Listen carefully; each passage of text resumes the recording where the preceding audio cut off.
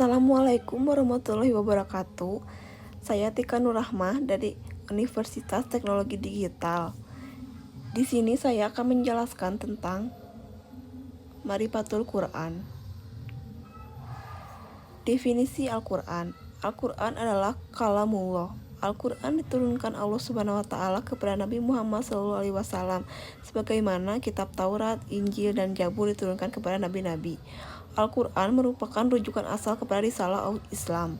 Barang siapa yang tidak merujuk Al-Quran bermakna dia jauh dari panduan dan rujukan Islam. Al-Quran disampaikan secara mutawatir. Allah menurunkan Al-Quran kepada Rasulullah tidak secara langsung sekaligus satu Al-Quran, melainkan secara mutawatir selama 22 tahun, 2 bulan, 22 hari. Hal ini karena adanya suatu peristiwa yang melatar belakanginya.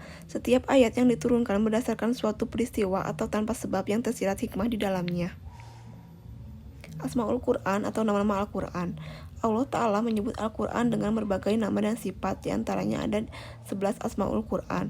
Dari sebagian nama-nama Al-Quran tersebut tergambarlah pada kita makanatul Quran atau kedudukan Al-Quran sebagai pedoman hidup manusia yang begitu lengkap. Kedudukan Al-Quran. 1. Kitabun Naba'i wal Akhbar atau kitab berisi berita dan kabar. 2. Kitabul Hukmi wa Syariah atau kitab hukum dan syariah. 3. Kitabul Jihad atau kitab perjuangan. 4. Kitabul Tarbiyah atau kitab pendidikan.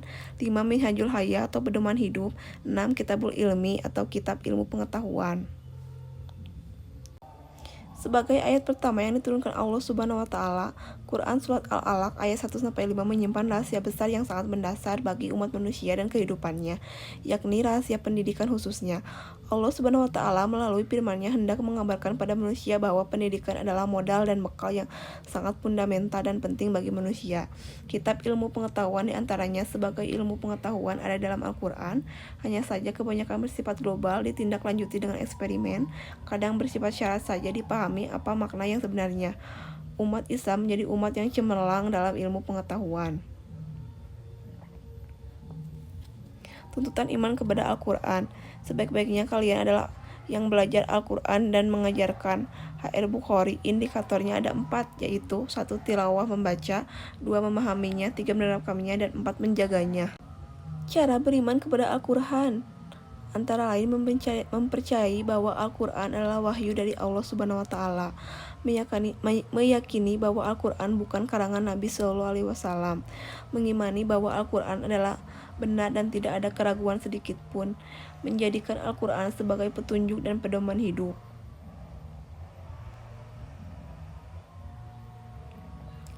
Mutaka al-iman bil Quran atau tuntutan iman kepada Al-Quran.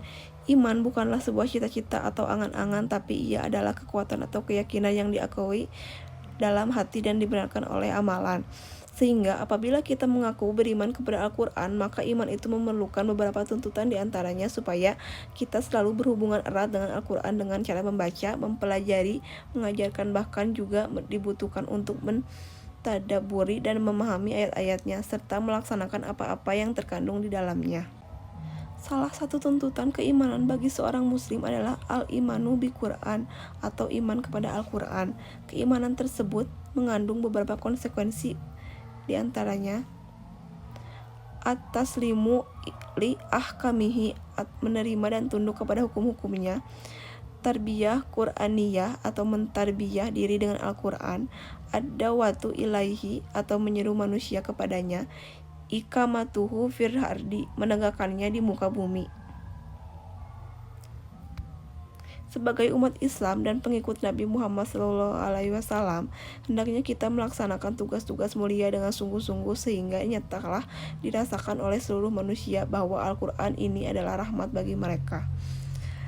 Sekian dari saya, terima kasih. Assalamualaikum warahmatullahi wabarakatuh.